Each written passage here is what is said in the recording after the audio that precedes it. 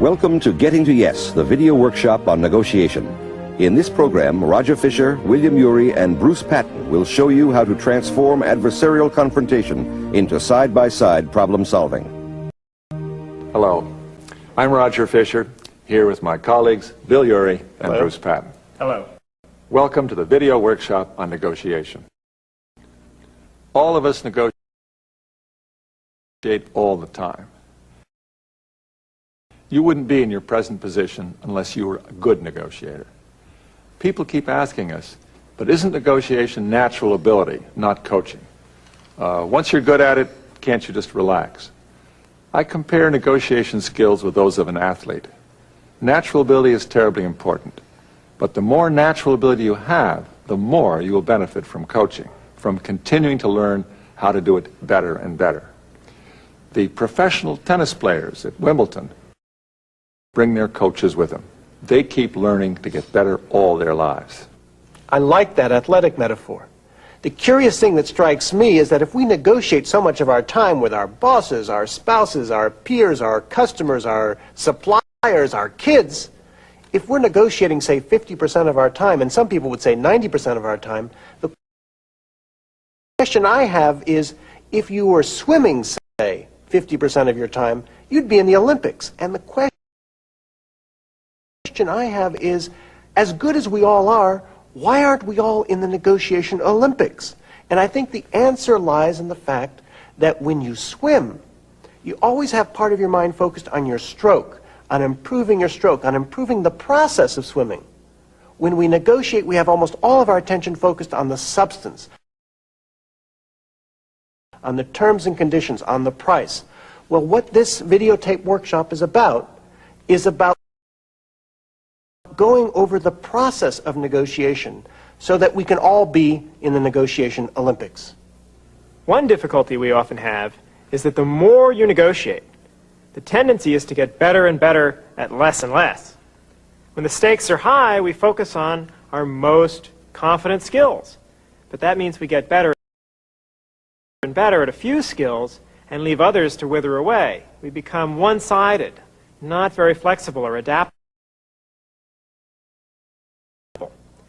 Each of us has room to broaden our repertoire of negotiating skills. And we're not just going to talk about negotiation. Words don't describe adequately what really happens. You're going to be watching a lot of different examples. We're going to be acting in examples, demonstrating what can be done in different kinds of negotiations. Mistakes people make, skills they use. Let's watch the first negotiation. Mr. Gillum, I've already told you, my position is $14 million. If you want to take the station away from me, that's what it's going to cost you. Mr. Bryant, our position is $8 million for your share. That's 8 times your share of cash flow. That's fair, that's reasonable. I don't understand where you're coming from. Well, I get my number $14 million from what I know this station is worth. I'm the one who came in here 5 years ago when it was down and out as number 3 and built it to number 1. I know this station and I know what it's worth, and $14 million is my share of what it's worth. That's what it's going to take. Your partners have given me 2/3, an option on 2/3 for $16 million. Why is 1/3 worth $14 million? My partners have not been around here nearly as much as I have. I'm the one who made this station. I really don't care what kind of deal they cut with you. My position is $14 million because that's what I know this station to be worth. If you want to take it away from me, that's what it's going to cost. $8 million is our position, Mr. Bryant. That's a take it or leave it. Well, $14 million is my position, and that's a take it or leave it. Does that negotiating process look familiar? Adversarial, deadlocked, telling each other, not listening very well, not trying to understand where the other side is coming from, not treating the people with a whole lot of respect. There's a chance in negotiation to do it differently. We believe that negotiation would be better off if you can treat it as side-by-side problem solving. Both parties share a problem. They think that a negotiated agreement would be better for both than no agreement.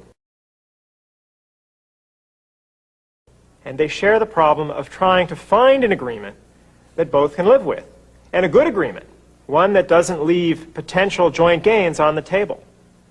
This whole video is a way of helping you prepare for negotiations, a way to think about it in an organized way, and a way to realize that in advance of negotiation, you can do a great deal that'll affect the total outcome. You'll thought about where you're going to end up, and therefore you know where to begin. In other words, we want you to have always part of your mind focused on the process of negotiation, before you go into the negotiation, during the negotiation, and then taking also a few minutes after the negotiation to ask yourself, what went right here? What went wrong? What could I do differently next time? What surprised me? So that you're learning from each negotiation, because you have so much rich experience that if you can tap that experience and turn it into better and better skills, you will end up, as I mentioned, in the negotiation Olympics. A point we're going to make throughout this workshop, this video, is to give you a big structure, the basic building blocks of negotiation, what they are. Interests, what do you really care about? What do they care about? Options, what are some possible agreements we could have? Let's get the range of what we could agree upon. Standards, how can I persuade them they're being fairly treated? How can they persuade me? How can I persuade myself that I'm being fairly treated and not being ripped off? People. How do you deal with the people issues in negotiation? And BATNA. What is your best alternative to a negotiated agreement if you can't settle? Let's begin with segment 1, interests.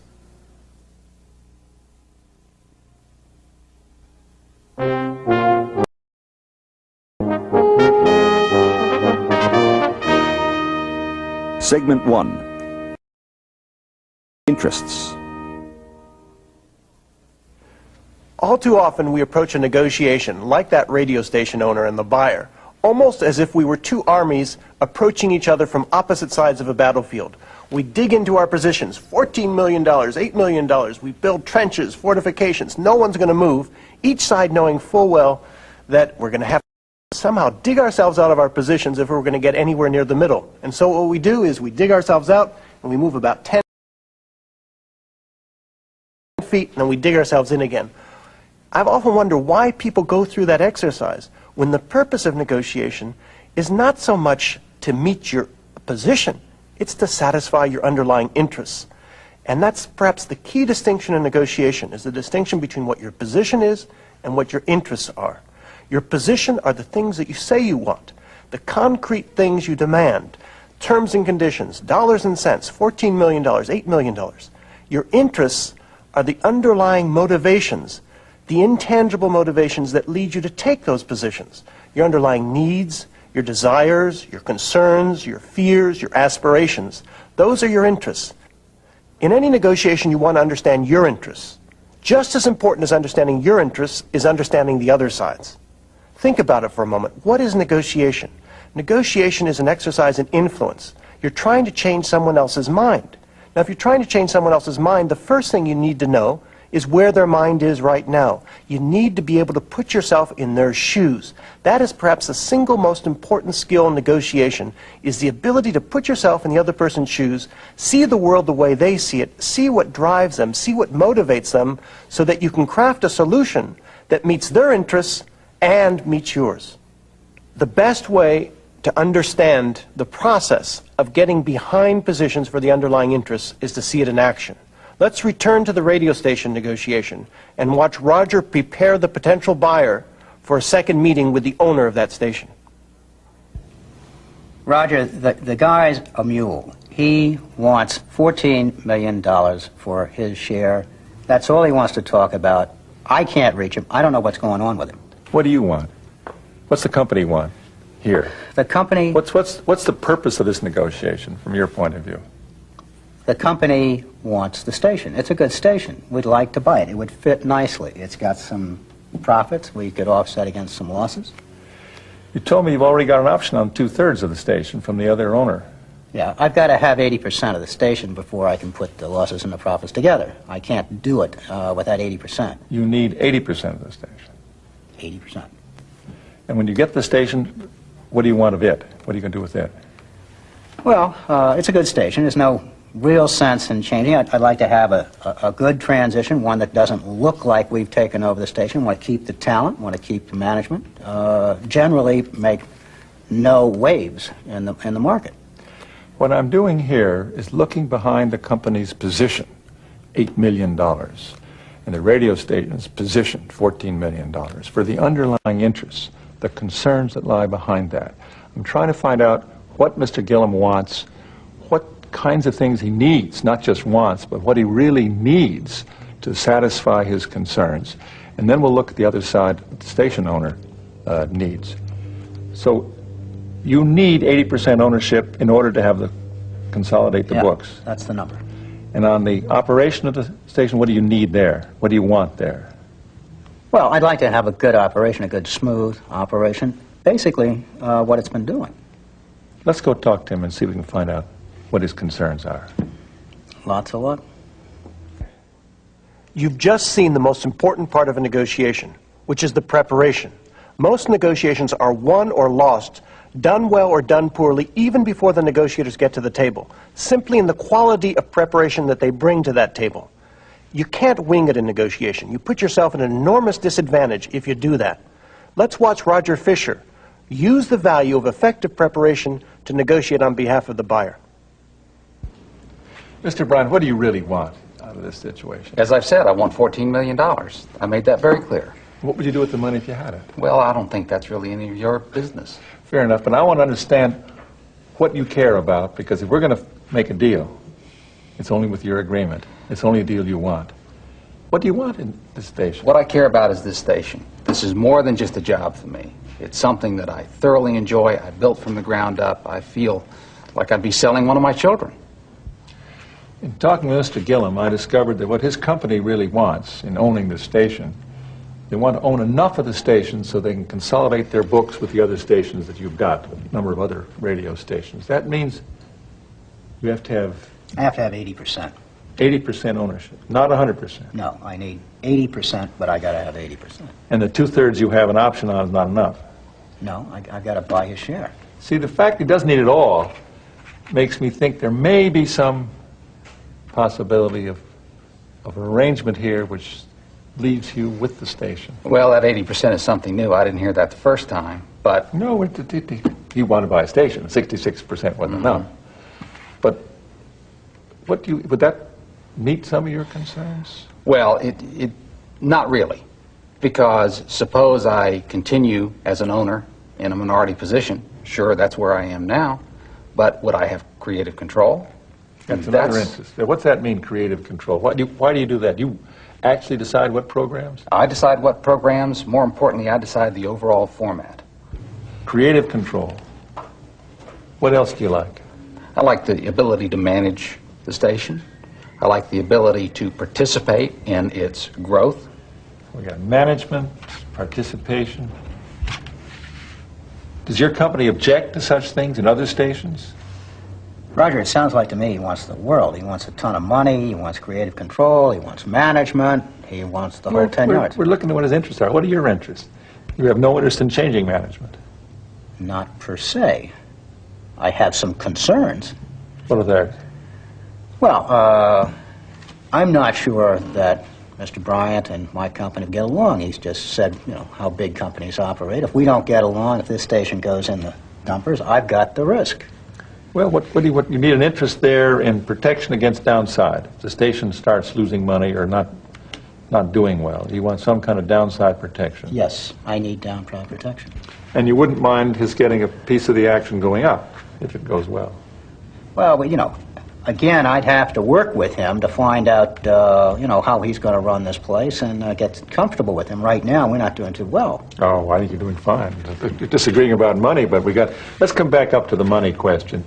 If you bought out half Mr. Bryant's interest right now, you were offering $8 million at 8 times cash flow for his share. Half of that would be $4 million 8 times. Suppose we split the difference between, I'm just not asking for commitments now, just trying to think a little bit. $4.5 million would be 9 times cash flow for a share of interest. And you're not taking the station away from you. You would, as I see this thing, You'd still be the station manager. It's your station. You're still running it. You're an owner of it. But for how long? I mean, now we've talked about different kinds of contracts, and maybe some of those would work. There might be different triggers in there. You want a long term. I want a long term. And you? I'd like to have as short as possible. Why? He's an unknown to me. You know, we've got some risks in here. We're putting up a ton of money. He's run the station for 5 years. Well, you know that track record. The radio station's initial position, as you'll recall, was $14 million. But as the negotiation unfolds, you begin to see what his underlying interests are. He's interested in continuing to be a manager of the station. He wants to remain as an owner of the station. He wants a good price. He wants the ability to make more if the station does well. And he wants to stay in the community. That's the central point, looking behind positions for what are the underlying interests, asking why not, and putting yourself in the other person's shoes. Those are the main points we want to leave you with at the end of this segment. The purpose of negotiation is to satisfy your interests and the other side's interests too. Now, the reason you spend so much time probing behind positions for what are the underlying interests is to be able to invent options that satisfy both sides' interests. In the next segment, we're going to look at exactly how you go about the process of inventing those options for mutual gain.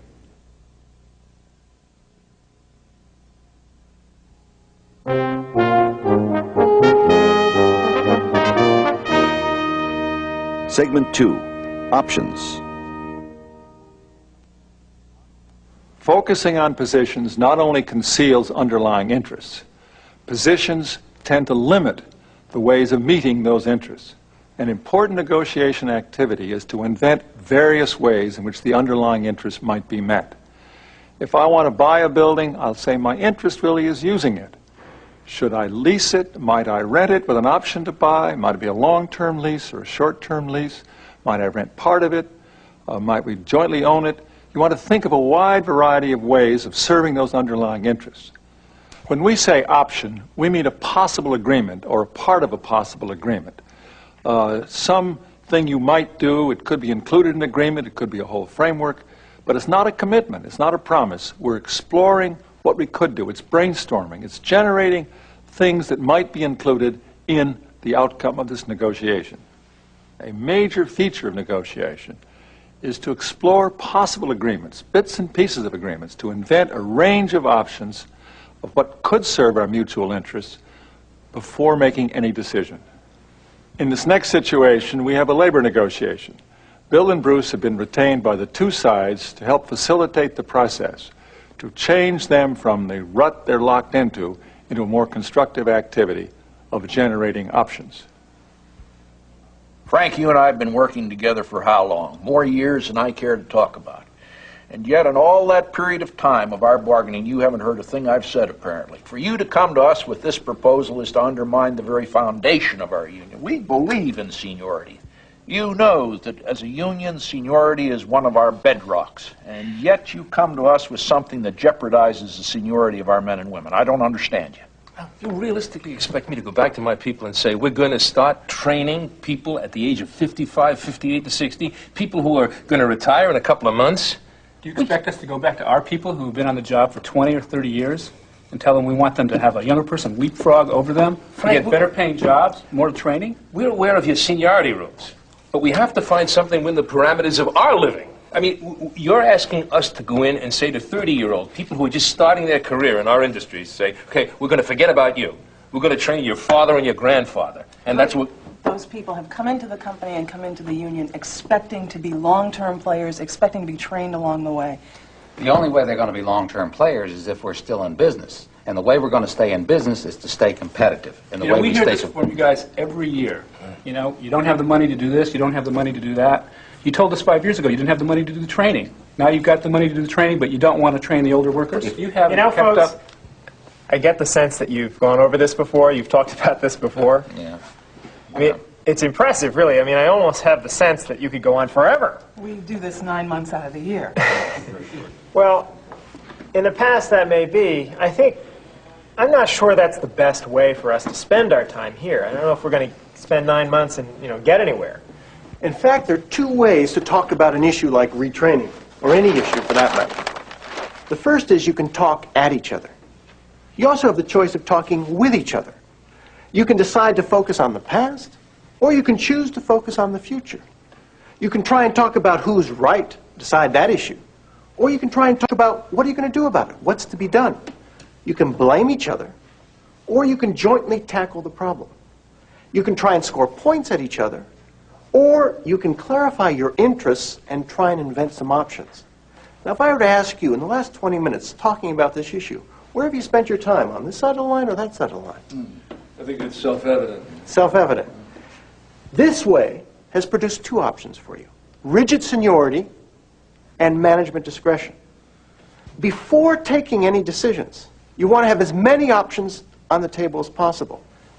Now, in order to invent options, we need to back up and clarify the interests that those options need to serve. Now, let's take a look at interests.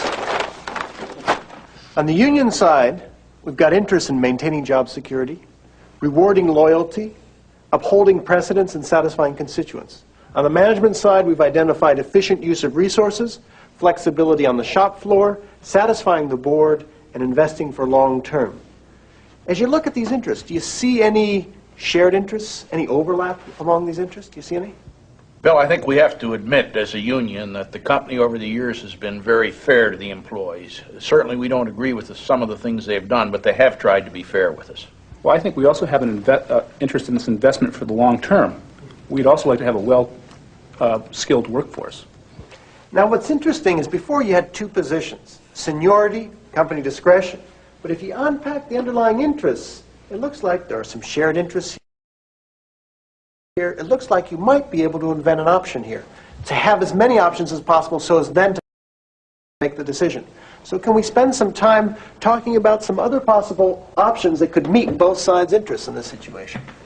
Bill, as the president of this union, I have difficulty with that. We need to caucus ourselves before we get into anything like that. Okay, Al, what I'm talking about is no commitment. There's no commitment on both sides. We're just talking about inventing options. No one's asking about making a decision here at the table. And if you feel more comfortable about it, we could do that separately. The union could go off by themselves. You could stay right here and I'll help you invent some possible options. You could then decide which ones you want to talk about with the other side, although there's still no decision. Management could do the same. We could get back together, talk about it. But remember, at this phase, there's no decision being made. All we're trying to do is put out some possible options so you can make the best possible decision. And this union won't be committed. And the union won't be committed. No, will management.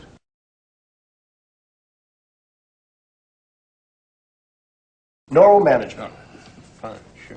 We'll try. Want to try? Okay. And remember, your mandate here is to come up with options that satisfy your interests, but also you think the other side could live with too. Options that satisfy both sides' interests, with no commitment whatsoever. Okay? No attribution, no commitment. Notice how Bill and Bruce backed up to clarify the interests of the parties before working on the inventing of those options that are designed to meet them. Mr. Warren's concern with inventing in front of the other side is serious and a real concern, a justified concern. People often understand an idea as an idea to which you're committed. So if you say, how about this, the other side may say, I accept. So it's quite important to make it very clear that you're not making commitments, and it's much easier to invent first in your own team, on your own side, generate ideas free from any concern of what the commitments are. Even there, and within your own team, it is hard to withhold judgment. We tend to think the purpose of any meeting is to agree. So when someone puts up an idea we don't like, we often shoot it down. But if we want a wide range of ideas, the purpose is to broaden the range of possibilities, broaden the scope, and not just look for the best one. The best one will be selected after we've got a lot of ideas on the table. Other options? I was thinking if we could somehow enhance the retirement package, some of these people might volunteer to do some sort of early retirement. Okay. What about some other options? Why not try some kind of a mentor program? I mean, really utilize some of these senior people without making them feel like they're obsolete. I'm not sure how some of my guys might feel about that, actually. Okay, remember, Frank, we're just trying to get as many ideas as we can, no criticism. Let's just take a look at this mentor program. Yeah. Tell us a little more about it. Well, you pair up senior employees with Yeah. the less senior employees, have them work together for 3 months, say, per department, and then maybe change so they get different perspectives. I think that would give us a well-diversified, well-trained staff. You know, at our last subcouncil meeting, your group said to us that they were very concerned about job security. And if we go on some of these, I think it endangers their job security. There's got to be a solution to that. Right. But can you think of any way to improve on that? You know what really would satisfy them is to give them some job guarantees. Okay. You know, right now, I think what worries them is we're talking about training younger people, and our fear is, of course, once they're trained, then they come to the 55, 60, 65-year-old guy and say, hey, buddy, we don't need you any longer. So we need some kind of, if management's willing to guarantee those people, why, we'll take a look at this kind of training. That's a really good That'll idea. take care of your people. So what I hear you saying, Al, is that if retraining means getting rid of some of the older people, that's one thing. If retraining means enhancing the job